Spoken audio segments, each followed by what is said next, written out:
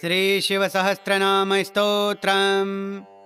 ॐ स्थिरः स्थाणुः प्रभुर्भानुः प्रवरो वरदो वरः सर्वात्मा सर्वविख्यातः सर्वः सर्वकरो भवः जटी चर्मी शिखण्डी च सर्वाङ्गः सर्वभावनः हरिश्च हरिणाक्षश्च सर्वभूतहरः प्रभुः प्रवृत्तिश्च निवृत्तिश्च नियतः शाश्वतो ध्रुवः शमशानचारी भगवानः खचरो गोचरोर्दनः अभिवाद्यो महाकर्मा तपस्वी भूतभावनः उन्मत्तवेषप्रच्छन्नः सर्वलोकप्रजापतिः महारूपो महाकायो वृषरूपो महायशाः महात्मा सर्वभूतश्च विरूपो वामनो मनुः लोकपालोऽन्तर्हितात् आत्मा प्रसादो हयगर्दभिः पवित्रश्च महाश्चैव नियमो नियमाश्रयः सर्वकर्मा स्वयंभूश्च आदिरादिकरो निधिः सहस्राक्षो विरूपाक्षः सोमो नक्षत्रसाधकः चन्द्रः सूर्यः गतिः केतुर्ग्रहो ग्रहपतिर्वरः अत्रिरत्र्या नमस्कर्ता मृगबाणार्पणो नघः महातपा घोरतपा दीनो दीनसाधकः संवत्सरकरो मन्त्रः प्रमाणं परमं तपः योगी योज्यो महाबीजो महारेता महातपाः सुवर्णरेताः सर्वज्ञः सुबीजो वृषवाहनः दशबाहुस्त्वनिमिषो नीलकण्ठ उमापतिः विश्वरूपः स्वयं श्रेष्ठो बलवीरो बलो गणः गणकर्ता गणपतिर्दिग्वासाः काम एव च पवित्रं परमं मन्त्रः सर्वभावकरो हरः कमण्डलुधरो धन्वी बाणहस्तः कपालवान् अशनीशतघ्नी खड्गी पट्टिशी चायुधी महान् श्रुवौ हस्तः सुरूपश्च तेजस्तेजकरो निधिः उष्णीषी च सुवक्त्रश्च उदग्रो विनतस्तथा दीर्घश्च हरिकेशश्च सुतीर्थः कृष्ण एव च श्रीगालरूपः सिद्धार्थो मुण्डः सर्वशुभङ्करः अजश्च बहुरूपश्च गन्धधारी कपर्द्यपि ऊर्ध्वरेता ऊर्ध्वलिङ्ग ऊर्ध्वशायी नभस्थलः त्रिजटी चीरवासाश्च रुद्रः सेनापतिर्विभुः अहश्चरो नक्तञ्चरस्तिग्ममन्युः सुवर्चसः गजः दैत्यः लोको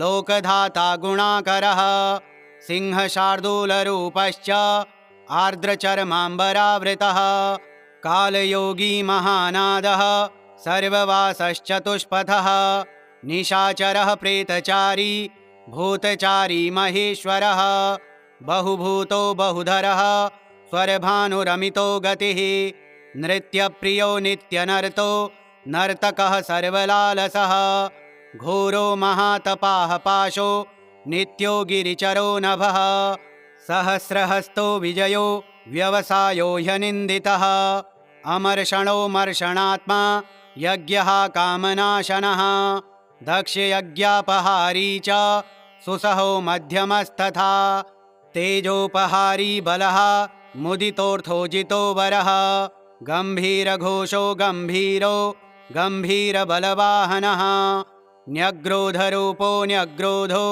वृक्षकर्णस्थितिर्विभुः सुदीक्षणनश्चैव महाकायो महाननः विश्वक्सेनो हरिर्यज्ञः संयुगापीडवाहनः तीक्ष्णतापश्च हर्यस्वः सहायः कर्मकालवेत् विष्णुप्रसादितो यज्ञः समुद्रो वडवामुखः हुताशनसहायश्च प्रशान्तात्मा हुताशनः उग्रतेजा महातेजा जयो विजयकाल्वितः ज्योतिषामयने सिद्धिः सर्वविग्रह एव च शिखी दण्डी जटी ज्वाली मूर्तिजो मूर्धगो बली वैणवी पणवी ताली कालः कालकटङ्कटः नक्षत्रविग्रहविधिर् गुणवृद्धिर्लयोगमः प्रजापतिर्दिशा बाहुर्विभागः सर्वतोमुखः विमोचनः सुरगणो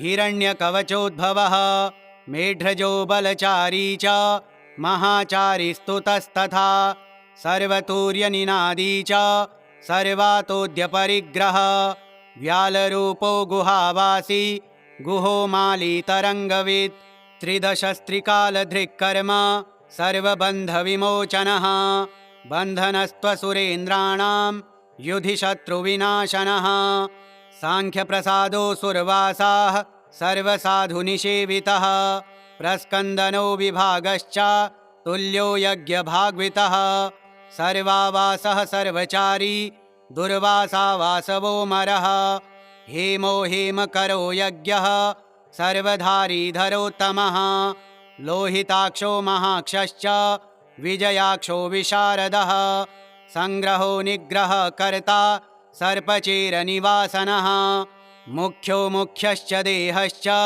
देहरिद्धिः सर्वकामदः सर्वकामप्रसादश्च सुबलो बलरूपधृक् सर्वकामवरश्चैव सर्वदः सर्वतोमुखः आकाशनिधिरूपश्च निपातौ उरगः खगः रौद्ररूपो शुरादित्यो वसुरश्मिः सुवर्चसी वसुदेवो महावेगो मनोवेगो निशाचरः सर्वावासी श्रियावासी उपदेशकरो हरः मुनिरात्मपतिर्लोके सम्भोजश्च सहस्रदः पक्षी च पक्षिरूपी च आतिदीप्तो विशाम्पतिः उन्मादो मदनाकारो अर्थार्थकररोमशः वामदेवश्च वामश्च प्राग्दक्षिणश्च वामनः सिद्धयोगापहारी च सिद्धः सर्वार्थसाधकः भिक्षुश्च भिक्षुरूपश्च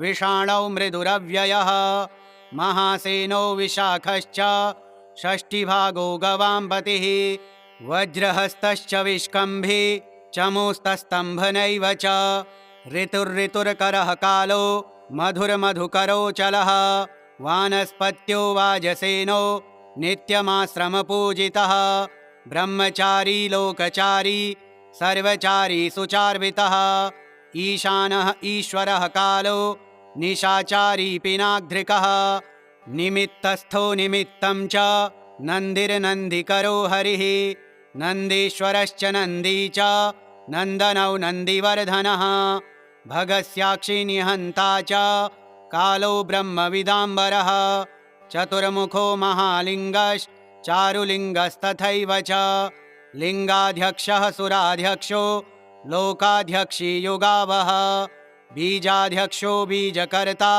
ध्यात्मानुगतो बलः इतिहासकरः कल्पो गौतमोऽथ जलेश्वरः दम्भो ह्यदम्भो वैदम्भो वैश्यो वैश्यकरः कविः लोककर्ता पशुपतिर्महाकर्ता महौषधिः अक्षरं परमं ब्रह्म बलवानः शुक्र एव च नीतिर्ह्यनीतिः शुद्धात्मा शुद्धो मान्यो मनोगतिः बहुप्रसादः स्वपनो दर्पणोऽथ त्वमित्रजितः वेदकारः सूत्रकारो विद्वानः समरमर्दनः महामेघनिवासी च महाघोरो वशीकरः अग्निज्वालो महाज्वालो अतिधूम्रो हुतो हविः वृषणः शङ्करो नित्यो वर्चस्वे धूमकेतनः नीलस्तथाङ्गलुब्धश्च शोभनो निरवग्रः स्वस्तिदः स्वस्तिभावश्च भागी भागकरो लघुः उत्सङ्गश्च महाङ्गश्च महागर्भः परो युवा कृष्णवर्णः सुवर्णश्च इन्द्रियः सर्वदेहिनां महापादो महाहस्तो महाकायो महायशाः महामूर्धा महामात्रो महानेत्रो दिगालयः महादन्तो महाकर्णो महामेढ्रो महाहनुः महानासो महाकम्बुर् महाग्रीवः शमशानधृक् महावक्ष्या महोरस्को अन्तरात्मा मृगालयः लम्बनो लम्बितो हश्च महामायः पयोनिधिः महादन्तो महादंष्ट्रो महाजिह्वो महामुखः महानखो महारोमा महाकेशो महाजटः असपत्नः प्रसादश्च प्रत्ययो गिरिसाधनः स्नेहनो स्नेहनश्चैव वाजितश्च महामुनिः वृक्षाकारो वृक्षकेतुर्नलो वायुवाहनः मण्डली मेरुधामा च देवदानवदर्पः अथर्वशीर्षः सामास्य ऋकः सहस्रामिते क्षणः यजुः पादभुजो गुह्य प्रकाशो जङ्गमस्तथा अमोघार्थः प्रसादश्च अभिगम्यः सुदर्शनः उपहारप्रियः शर्वः कनकः काञ्चनः स्थिरः नाभिर्नन्दिकरो भाव्यः पुष्करस्थपतिः स्थिरः द्वादशस्त्रासनश्चाद्यो यज्ञो यज्ञसमाहितः नक्तकलिश्च कालश्च मकरः कालपूजितः सगणो गणकारश्च भूतभावनसारथिः भस्मशायी भस्मगोप्ता भस्मभूतस्तरुणगणः अगणश्चैव लोपश्च महात्मा सर्वपूजितः शङ्कुस्त्रिशङ्कुः सम्पन्नः शुचिर्भूतनिषेवितः आश्रमस्थः कपोतस्थो विश्वकर्मापतिर्वरः शाखो विशाखस्ताम्रोः ह्यमुजालः सुनिश्चयः कपिलो कपिलः शूर आयुश्चैव परोपरः गन्धर्वो ह्यदितिस्ताक्षुर्यः सुविज्ञेः सुसारथिः परश्वधायुधो देवार् अर्थकारी सुबान्धवः तुम्बवीणी महाकोप ऊर्ध्वरेता जलेशयः उग्रो वंशकरो वंशो वंशनादो ह्यनिन्दितः सर्वाङ्गरूपो मायावी सुहृदो ह्यनिलो नलः बन्धनो बन्धकर्ता च सुबन्धनविमोचनः स यज्ञारिः सकामारिः महादंष्ट्रो महायुधः बाहुस्त्वनिन्दितः शर्वः शङ्करः शङ्करोधनः अमरेशो महादेवो विश्वदेवः सुरारिः अहिर्बुध्नो निर्ऋतिश्च चेकितानो हरिस्तथा अजैकपाच्च कापाली त्रिशङ्कुरज्जितः शिवः धन्वन्तरिर्धूमकेतुः स्कन्दो वैश्रवणस्तथा धाता शक्रश्च विष्णुश्च मित्रस्त्वष्टा ध्रुवोधरः प्रभावः सर्वगो वायुर्यमा सविता रविः उदग्रश्च विधाता च मान्धाता भूतभावनः रवितीर्थश्च वाग्मी च सर्वकामगुणावः पद्मगर्भो महागर्भश्चन्द्रवक्त्रो मनोरमः बलवांश्चोपशान्तश्च पुराणः पुण्यचञ्चुरी कुरुकर्ता कालरूपी कुरुभूतो महेश्वरः सर्वाशयो दर्भशायी सर्वेषां प्राणिनां पतिः देवदेवः मुखोऽसक्तः सदसतः सर्वरत्नवितः कैलासशिखिरावासी हिमवदः गिरिसंश्रयः कूलहारी कूलकर्ता बहुविद्यो बहुप्रदः वणिजो वर्धनो वृक्षो नकुलश्चन्दनश्छदः सारग्रीवो महाजत्रो रलोलश्च महौषधः सिद्धार्थकारी सिद्धार्थश्चन्दो व्याकरणोत्तरः सिंहनादः सिंहदंष्ट्रः सिंहगः सिंहवाहनः प्रभावात्मा जगत्काल स्थालो लोकहितस्तरुः सारङ्गो नवचक्राङ्गः केतुमाली सभावनः भूतालयो भूतपति रहोरात्रमनिन्दितः वाहिता सर्वभूतानां निलयश्च विभुर्भवः अमोघः संयतो ह्यश्वो भोजनः प्राणधारणः धृतिमानः मतिमानः दक्षः सत्कृतश्च युगाधिपः गोपालिर्गोपतिर्ग्रामो गोचर्मवसनो हरः हिरण्यबाहुश्च तथा गुहापालः प्रवेशिनां प्रतिष्ठायी महाहर्षो जितकामो जितेन्द्रियः गान्धारश्च सुरालश्च तपः कर्मरतिर्धनुः महागीतो महानृत्तो ह्यप्सरो गणसेवितः महाकेतुर्धनुर्धातु नैकसानुचरश्चलः आवेदनीय आवेशः सर्वगन्धसुखावः तोरणस्तारणो वायुः परिधावति चैकतः। संयोगो वर्धनो वृद्धो महावृद्धो गणाधिपः। नित्यात्मदेव सहायश्च देवासुरपतिः पतिः। युक्तश्च युक्तबाहुश्च द्विविधश्च सुपर्णवः। आषाढश्च सुषाढश्च ध्रुवो हरिहणो हरः। वपुरावर्तमानेभ्यो वसुश्रेष्ठो महापथः। शिरोहारी विमर्शश्च सर्वलक्षणभूषितः। अक्षश्च रथयोगी च सर्वयोगी महाबलः। समाम्नायो समाम्नायस्तीर्थदेवो महारथः। निर्जीवो जीवनो मन्त्रः शुभाक्षो बहुकर्कशः। रत्नप्रभूतो रक्ताङ्गो महार्णवनिपान्वितः। मूलो विशालो ह्यमृतो व्यक्ताव्यक्तस्तपोनिधिः। आरोहणो निरोहश्च शलहारी महातपाः। सेनाकल्पो महाकल्पो युगायुगकरो हरिः। युगरूपो महारूपो पवनो गहनो नगः। न्यायनिर्वापणः पादः पण्डितो ह्यचलोपमः। बहुमालो महामालः सुमालो बहुलोचनः। विस्तारो लवणः कोपः कुसुमः सफलोदयः। वृषभो वृषभाङ्काङ्गो मणिबिल्वो जटाधरः। इन्दुर्विसर्वः सुमुखः सुरः सर्वायुधः सः। निवेदनः सुधाजातः सुगन्धारो महाधनुः। गन्धमाली च भगवानः उत्थानः सर्वकर्मणां। मन्थानो बहुलो बाहु सकलः सर्वलोचनः। तरस्ताली करस्ताली ऊर्ध्वसंहननो वः। छत्रं सुछत्रो विख्यातः सर्वलोकाश्रयो महान्। मुण्डो विरूपो विकृतो दण्डिमुण्डो विकुर्वणः। हर्यक्षः ककुभो वज्रौ दीप्तजिह्वौ सहस्रपात्। सहस्रमूर्धा देवेन्द्रः सर्वदेवमयो गुरुः।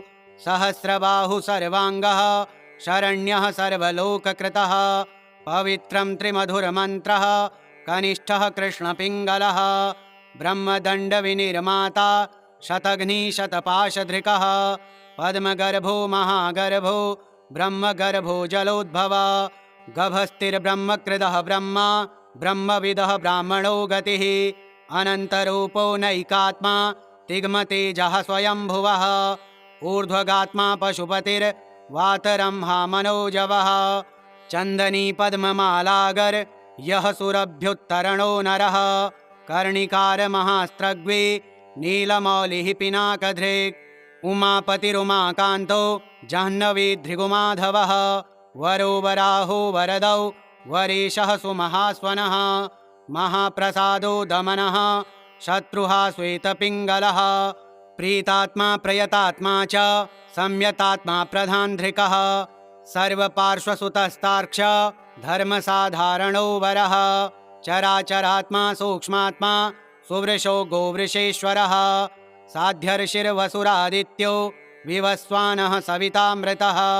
व्यासः सर्वस्य संक्षेपो विस्तरः पर्ययोनयः। ऋतुः संवत्सरो मासः पक्षः संख्यासमापना। कलाकाष्ठालवो मात्रा मुहूर्ताः शयासनाः।